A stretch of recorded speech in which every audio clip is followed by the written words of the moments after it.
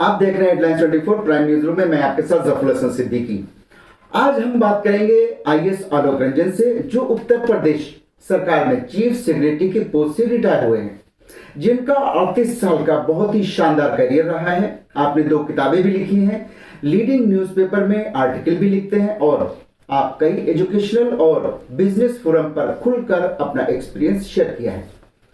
आपकी किताब making a difference IAS as a career आजकल चर्चा में है।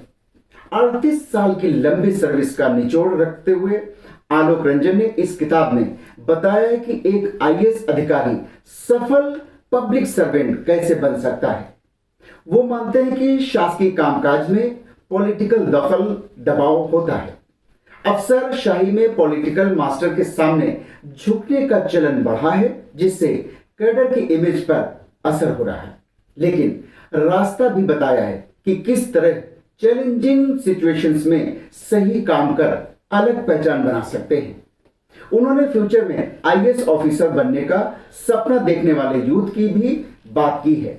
उन्होंने आगाह किया है कि पावर, इज्जत, दौलत, शोहरत व तामझाम देखकर अगर इस सर्विस में आने की सोच रहे हैं तो मन ना बनाएं। अगर दिन रात जनता की सेवा में अपने को खपाने व कुछ पॉजिटिव कर गुजरने का जज्बा है तभी आए। जनता की समस्याओं की तरह इस सेवा की चुनौतियां भी बढ़ी हैं। उनका कहना है कि नेता बड़े समझदार होते हैं, जो झुकने वाला होता है उसे ही झुकाते हैं।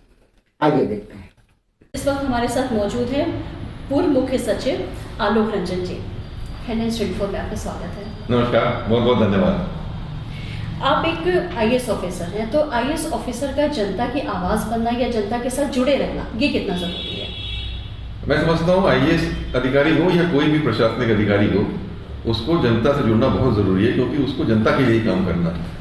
किसी भी सेवा में आने का मतलब ये होता है कि आप पब्लिक सर्विस के लिए आए हैं, जनता की सेवा के लिए आए हैं और नागरिकों के दुख दर्द को दूर करना है, आपको उनकी समस्याओं को हल करना है।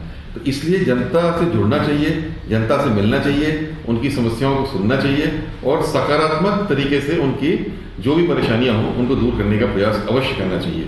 ये बहुत ही आवश्यक है किसी भी जनसेवक के लिए, और आईएएस अधिकारी को प्रथम अपने आप को जनसेवक मानना चाहिए। आपकी एक किताब अभी सुर्खियों में रही है, making a difference IAS as a career, इसके बारे में कुछ बताइए। जी हाँ, मैंने अभी एक नई पुस्तक लिखी है जिसको पेंगुइन ने रिलीज किया है, making a difference IAS as a career. इसका मतलब ही यही है कि जो आईएएस अधिकारी आते हैं सेवा में, उनको इसी उद्देश्य से आना चाहिए कि हम आएंगे तो हम समाज के लिए कुछ करेंगे, और समाज में आईएएस में आने के बाद भी ये प्रयास होना चाहिए कि एक सकारात्मक बदलाव या परिवर्तन करके दिखाएं।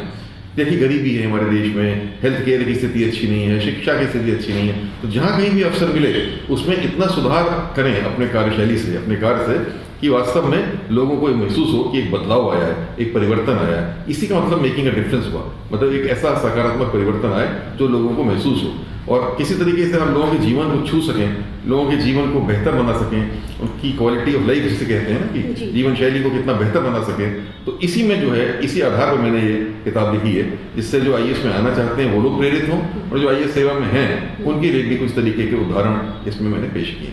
अच्छा, इसमें आपने बच्चों के लिए कुछ खास बातें बोली है कि अगर वो चाहते हैं कि पैसा कमाना या ये सब, तो इसके लिए इसमें ना आए, कुछ ऐसा कुछ खास बात आपने बोली? जी हाँ, मैंने खास तौर से कहा है कि आईएएस या सिविल सर्विस में आने के पहले किसी भी कैंडिडेट को, कोई भी नवयुवक हो, नवयुवती को, उसको सोच लेना चाहिए कि मैं सेवा में क्यों आना चाहता हूँ।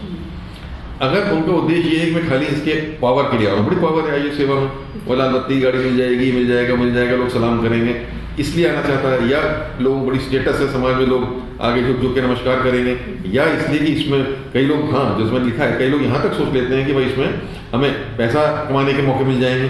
तो ये बहुत गलत है। ये जन सेवा के लिए आना चाहिए। इसमें मोटिवेशन इसमें आने का यही होना चाहिए कि हम पब्लिक सर्विस करना चाहते हैं, पब्लिक की सेवा करना चाहते हैं। अगर उस उद्देश्य से आएंगे तभी आप एक सफल आईएएस अफसर बन पाएंगे, और अगर गलत उद्देश्य से आप पहले ही आ गए तो आपके अंदर अहंकार आ जाएगा, आपके अंदर सारे गलत जितनी भी पर्सनैलिटी की ट्रेट्स हैं वो आ जाएंगे, और जिसकी वजह से आप जन सेवा कभी भी नहीं बन पाएंगे। और असली संतोष आईएएस में आने का ये होता है कि आपने कितनी जनसेवा करी और कितने लोग ये महसूस करते हैं कि हाँ ये अधिकारी आए तो इन्होंने हमारी समस्याओं का निदान किया। अच्छा, ये लैंग्वेज जो आपकी बुक है ये किन लैंग्वेजेस में है? अभी तो ये इंग्लिश में निकाली गई है, लेकिन इसमें हिंदी का अनुवाद जो है मैं शीघ्र ही करवा के उसको निकाल दूँगा। अच्छा, एक सवाल, एक बात आपने कही थी कि नेता उन्हीं को झुकाते हैं जो लोग झुकते हैं, इसका क्या मतलब? असल में ये है कि बड़ा एक मुद्दा ये रह जाता है विशेष तौर पे आईएएस सेवा में कि अधिकारी में और जो राजनेता होता है उसके बीच में क्या संबंध होना चाहिए। तो मेरी अपनी धारणा ये है कि जो हमारी डेमोक्रेसी है उसमें जो पॉलिटिकल एग्जीक्यूटिव है उसको, क्योंकि वो चुन के आता है तो वो उसका सुपीरियर रोल है और अधिकारी को उसमें काम करना पड़ता है। हालांकि अधिकारी उसको सलाह देता है, सही सलाह देगा, लेकिन जो निर्देश या जो नीति बनी के आएगी उसको लागू करना उसका कर्तव्य है।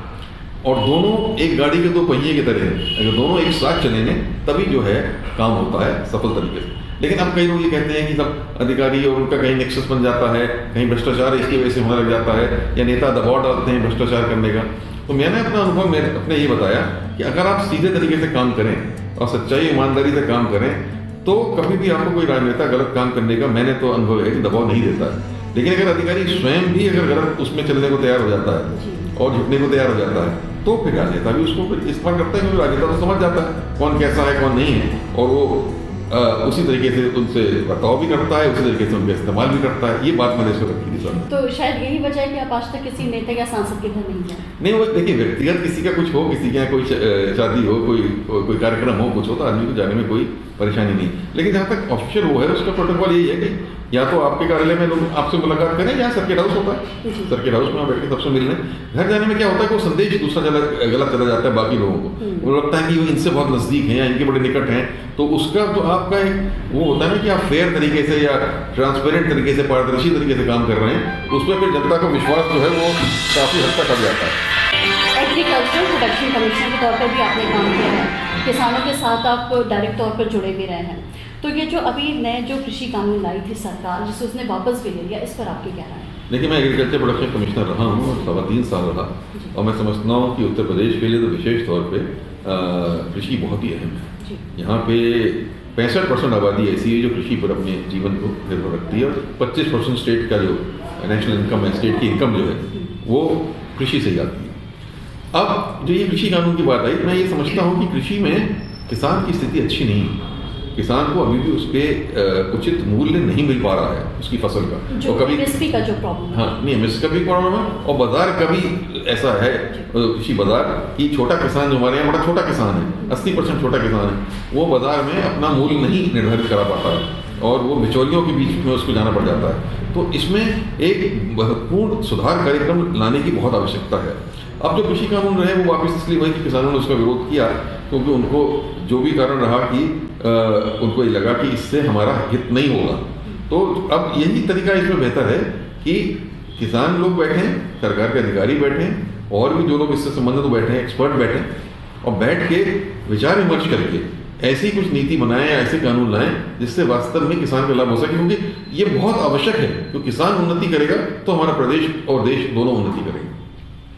हेडलाइंस 24 से बात करने के लिए आपको बहुत शुक्रिया। बहुत बहुत धन्यवाद।